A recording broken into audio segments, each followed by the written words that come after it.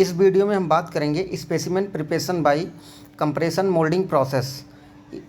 तो compression moulding sample are generally isotropic in nature. जो compression moulding के through हम लोग जो सैंपल प्रिपरेशन करते हैं वो आइसोट्रोपिक नेचर का होता है। दस इस प्रकार resulting in equal properties in all directions, मतलब जो इसकी प्रॉपर्टीज होती है सभी डायरेक्शन में समान होती है, पूरे सैंपल में समान होती है। Soft material such as PVC, SDP, LDP and PU are commonly moulded.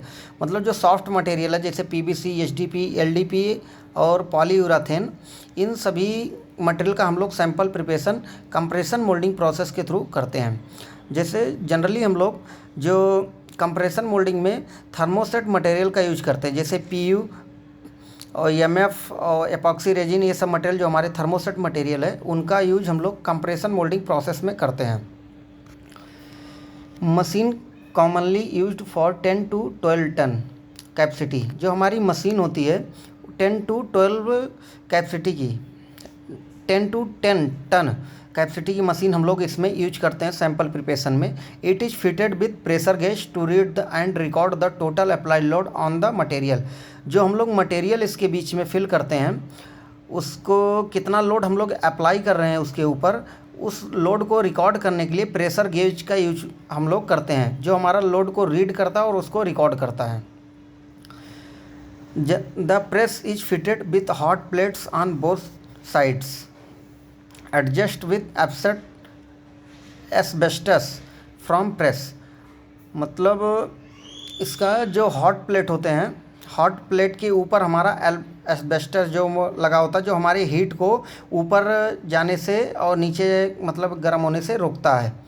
जैसे यहाँ पे देखिए फिगर में, तो ये हमारा कंप्रेशन मोल्डिंग का है। तो इसमें देख लेते हैं हम लोग। यहाँ पे ये हमारा है मोल्ड और ये हमारा है मटेरियल। मटेरियल के यहाँ पे, सॉरी मटेरियल के नहीं, हमारा ये हॉट प्लेट हो गया दोनों। इसके अंदर हमारा पेंसिल हीटर लगा होता है, इसके अंदर हमारा पेंसिल हीटर लगा होता है। और पेंसिल हीटर जो होता है हमारा, ये हीट प्रोवाइड करता है, हमारे मोल्ड को हीट करता है, मोल्ड को हीट करता है। और ये हमारा मटेरियल हो गया जो हमें जिस शेप में हमें डालना है, ये हमारा मोल्ड है उसी शेप का। और ये हमारा मटेरियल है जिसका हम लोगों को सैंपल बनाना है। हमारा एस्बेस्टस जो यूज होता है यहाँ पे यूज करते हैं हम लोग। जैसे हीट जो है हमारा, यही मोल्ड हमारा हीटर है, इसके ऊपर हमारा हीट ना जाए, इसके नीचे हीट ना जाए। जैसे अगर हीट इधर उधर जाएगा तो हम लोगों को ये पार्ट टच करने में प्रॉब्लम होगी। तो जब इसको कंप्रेस कर देते हैं, जब इसको कंप्रेस करते हैं तो ये कुछ इस प्रकार से आ जाता है। जो हमारा मोल्ड है उस शेप में हमारा मटेरियल हो जाता है। ये हमारा इजेक्टर पिन लगा होता है कंपोनेंट को अपने इजेक्ट करने के लिए।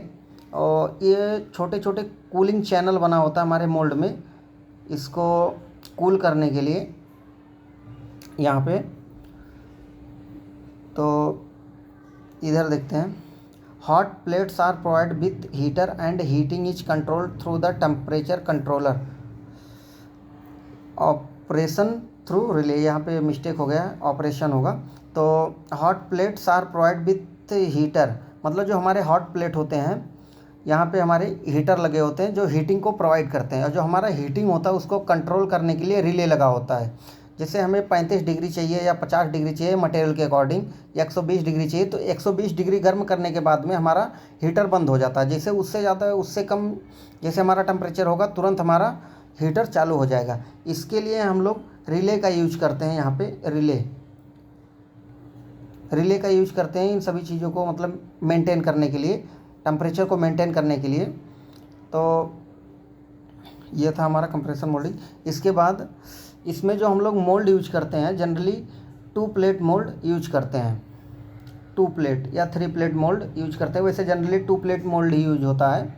इधर हमारा देखिए यहाँ पे 2 प्लेट मोल्ड यूज किया है।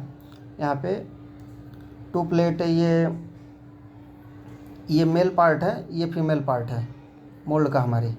और ये हमारा प्रेस करता है, ऊपर से हम लोग प्रेस करते हैं मटेरियल को, जो हमारा मोल्ड है उस शेप में हमारा मटेरियल आ जाता है।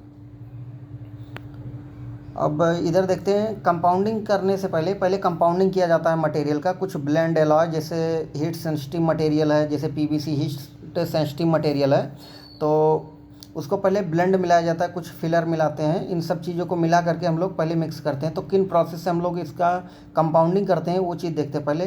तो पहला है एक two roll mill. Two roll mill में क्या होता है, टू रोल मिल में यहाँ हमारा देखो ये 2 रोलर लगा होता है इसमें। ये हमारी पूरी मशीन है ये, और यहाँ पे हमारा 2 रोलर लगा होता है। इसके अंदर हमारे हीटर लगे होते हैं।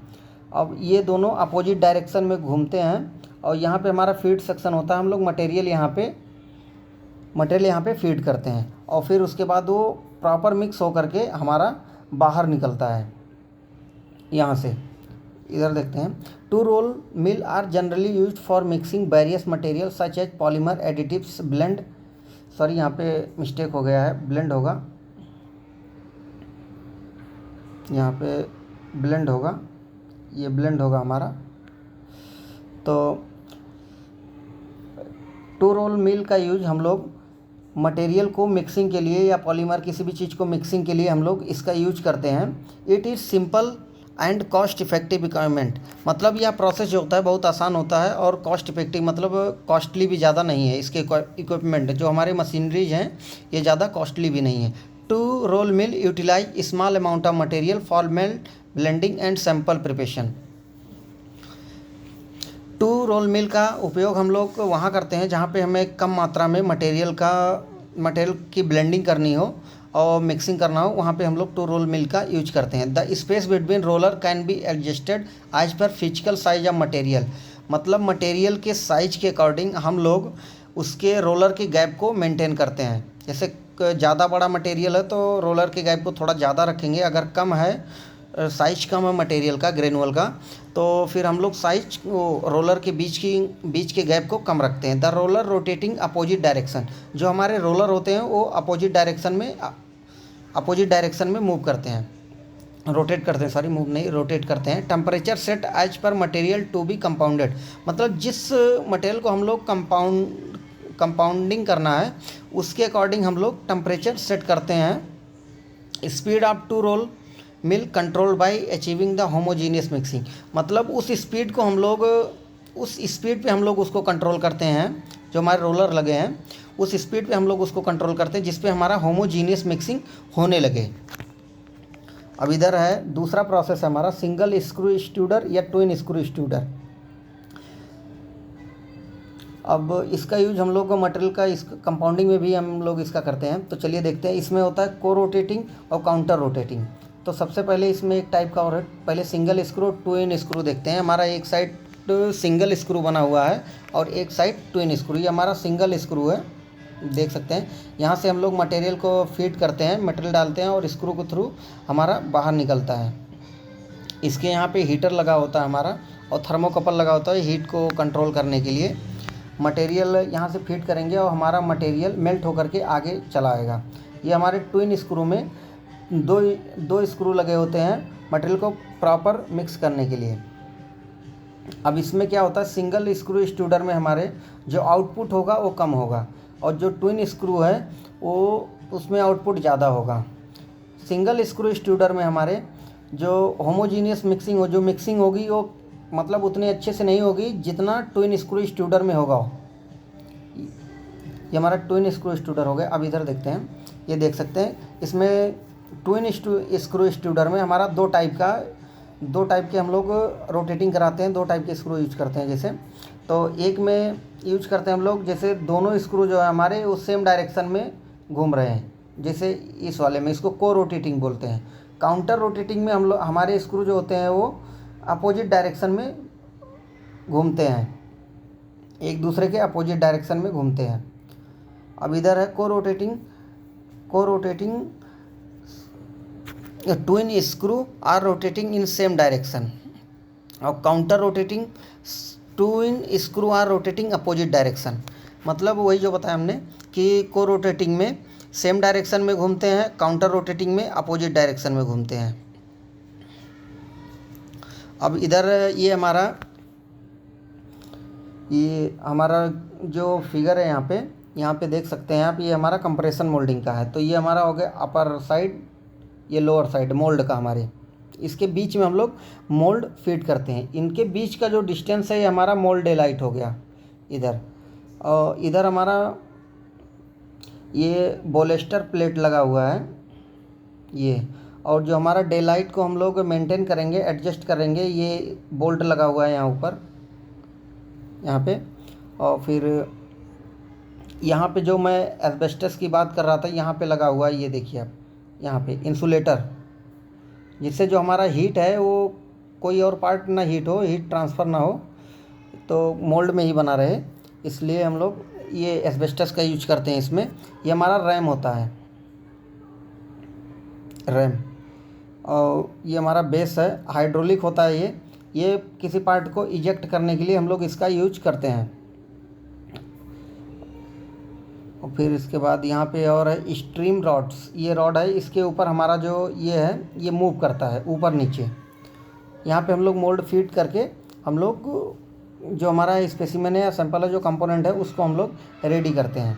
ये देख सकते हैं यहाँ पे आप, यहाँ पे हम लोगों ने मोल्ड के अंदर मटेरियल को फीड कर दिया, फिर ऊपर से हीट एंड प्रेशर अप्लाई किया, तो ये हमारा जो मटेरियल था, जिस शेप में हमारा मोल्ड था, उस शेप में आ गया है।